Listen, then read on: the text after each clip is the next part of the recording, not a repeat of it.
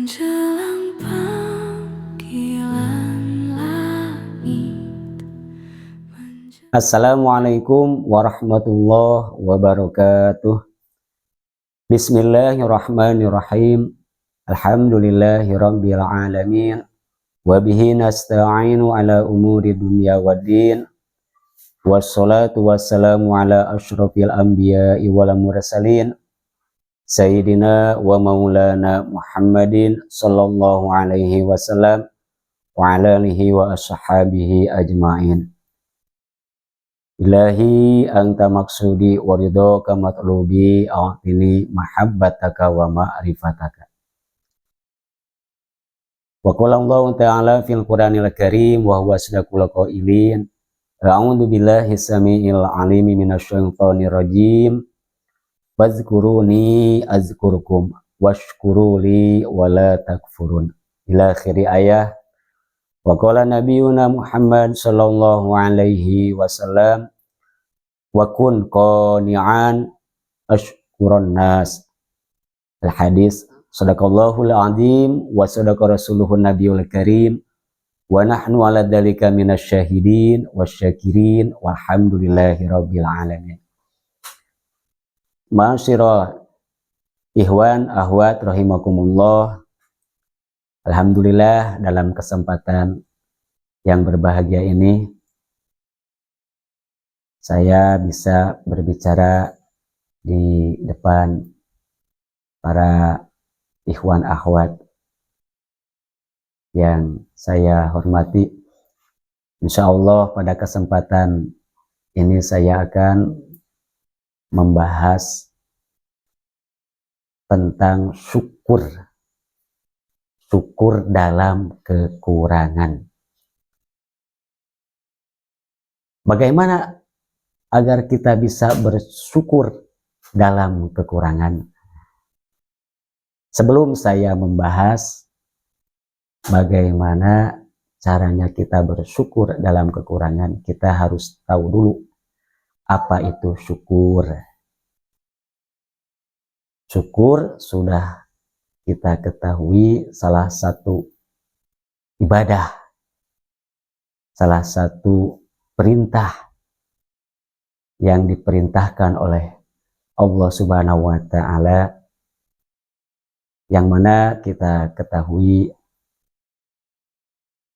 dalam Al-Quran Allah menyatakan fazkuruni azkurkum washkuruli wala takfurun, yang artinya wallahu a'lam bil muradi. Fazkuruni, maka harus berzikir kalian semua kepadaku, azkurkum, maka saya akan mengingat kalian, dalam arti dengan ampunannya. Washkuruli, dan harus bersyukur kalian semua kepada kami, kata Allah. Wala takfurun, dan janganlah kalian kufur terhadap nikmat kami. Apa itu syukur? Syukur, kata para ulama, itu dibagi ke dalam 3 bagian. Syukur bil qalbi, syukur bil lisan, syukur bil jawarih atau bil arkan. Yang pertama syukur bil qalbi. Apa itu syukur bil qalbi?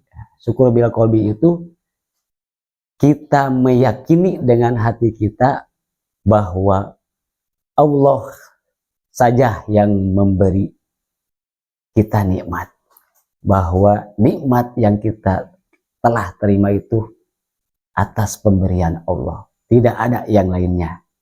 Kita meyakini seyakin-yakinnya bahwa semua nikmat yang ada pada diri kita itu pemberian dari Allah Subhanahu wa Ta'ala. Yang kedua, syukur bil lisan, dengan selalu memuji kepada Allah Subhanahu wa Ta'ala dan berterima kasih atas semua nikmat yang telah diberikan kepada kita semua.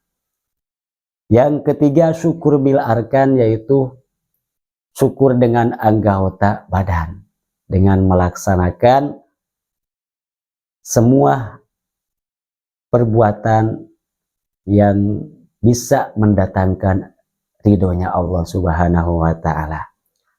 Intinya, syukur itu selalu memuji kepada Allah dengan ucapan-ucapan thayyibah, terutama ucapan pujian, yaitu kalimat alhamdulillah, dan meyakini dengan hati bahwa semua yang kita terima, semua nikmat yang kita terima itu datangnya dari Allah Subhanahu wa Ta'ala, bukan karena kemampuan kita. Dan dibuktikan dengan anggota badan kita dengan selalu mentaatinya dan menjauhi segala yang dilarangnya.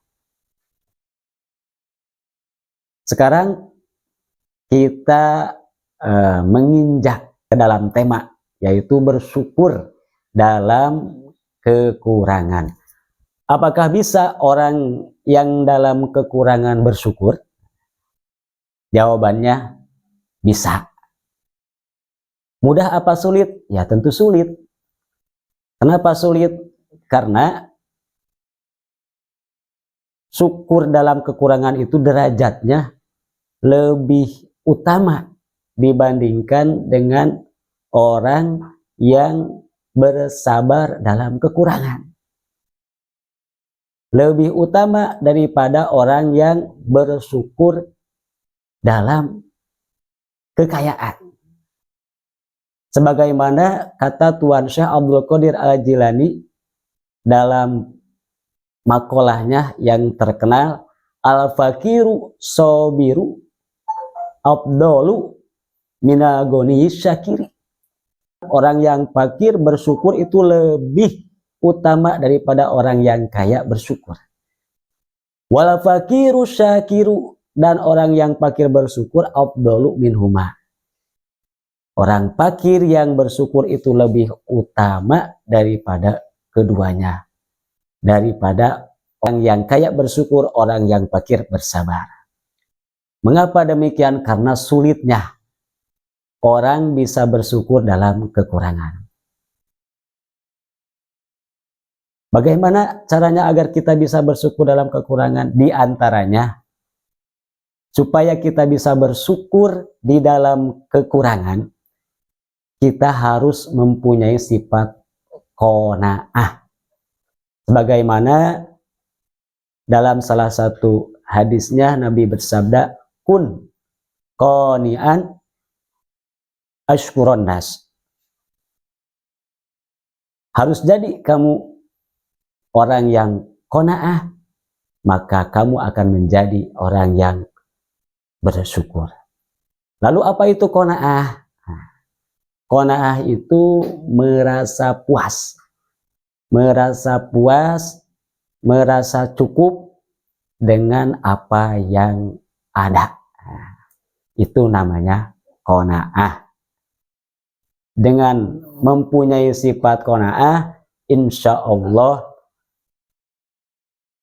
orang yang dalam kondisi serba kekurangan akan selalu bersyukur kepada Allah Subhanahu wa Ta'ala. Apalagi kita yang sudah alhamdulillah diijazah talqin zikir oleh Guru Agung Pangersa Abah. Itu modal kita di antaranya yang paling utama itu supaya kita bisa mempunyai hati yang qanaah itu dengan cara mudawamatu zikrillah, selalu mendawamkan, selalu melanggengkan zikir kepada Allah Subhanahu wa Ta'ala, baik secara lisan maupun secara qalbi, secara hati. Karena dengan selalu kita berzikir kepada Allah baik secara lisan maupun terutama secara hati, karena syukur ini berkaitan dengan hati, insya Allah kita akan selalu bisa bersyukur kepada Allah Subhanahu wa Ta'ala meskipun kita dalam kondisi kekurangan. Sebagaimana dalam salah satu hadisnya, sabdanya Nabi Muhammad SAW, Iza dzakaroni syakartani wa iza nasitani kafartani. Di mana-mana ketika orang berzikir, mengingat kepada Allah, maka sesungguhnya orang itu sedang bersyukur kepada kami. Dan sebaliknya, wa iza nasitani kafartani, orang yang selalu lupa kepada Allah, itu hakikatnya dia sedang berkufur kepada Allah Subhanahu wa taala. Jadi lawan dari syukur itu kufur. Alhamdulillah kita sudah mendapatkan talqin zikir, tinggal kita mau mengamalkannya dengan sungguh-sungguh.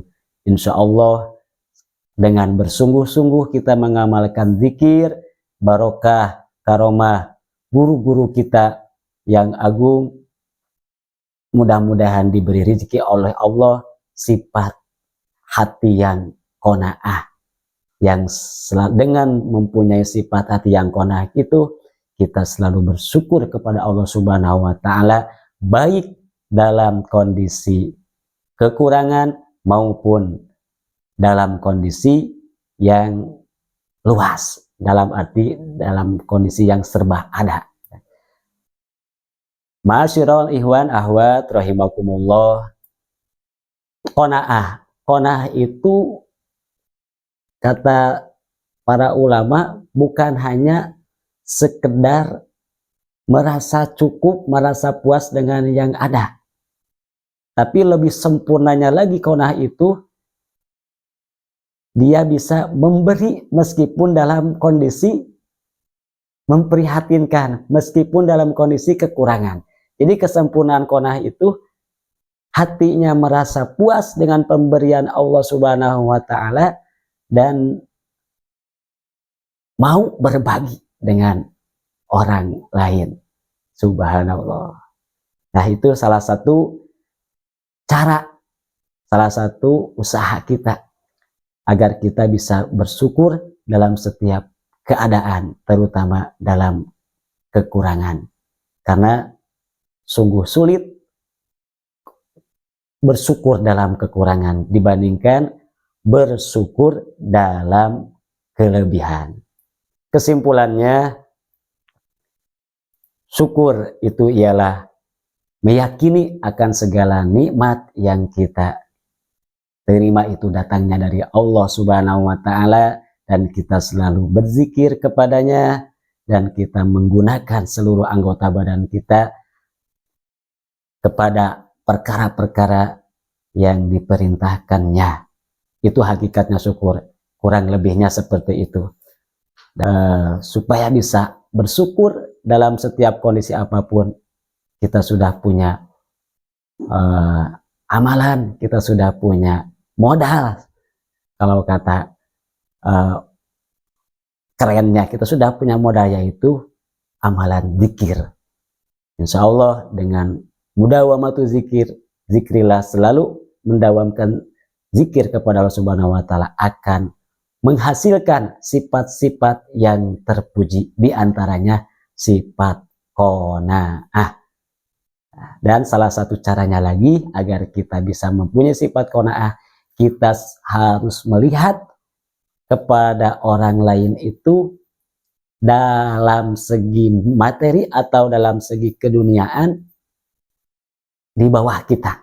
Jangan melihat kepada orang lain dalam masalah dunia kepada di atas kita.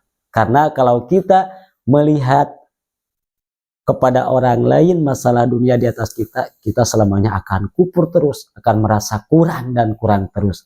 Sebanyak apapun nikmat yang kita terima, kalau kita melihat orang di atas kita dalam dunia, pasti kita akan merasa kurang, akan merasa kufur. Tapi kalau kita melihat orang lain yang kehidupannya di bawah ekonomi kita, dunianya di bawah kita, insya Allah kita akan selalu bersyukur kepada Allah betapa seberapa kecil pun nikmat kita yang kita terima. Mudah-mudahan kita semua diberi rezeki oleh Allah, rezeki lahir dan rezeki batin. Di antaranya rezeki batin ialah sifat qanaah, merasa puas cukup dengan rezeki yang ada. Wallahu a'lam bishawab. Semoga bermanfaat apa yang saya sampaikan. Mohon maaf atas segala kekurangannya. Terima kasih atas segala perhatiannya. Wassalamualaikum warahmatullahi wabarakatuh.